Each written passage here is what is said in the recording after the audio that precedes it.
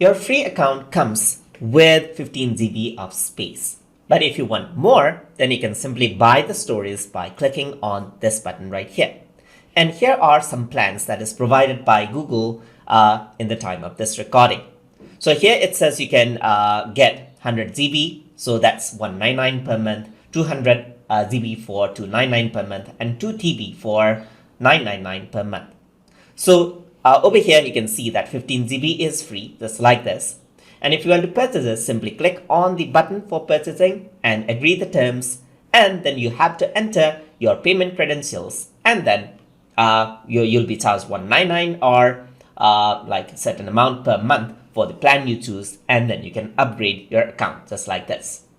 So just like that, you can just purchase out some extra spaces, and it's as simple as that. So if you guys learned something as always, and as always, please like, comment, share, and subscribe.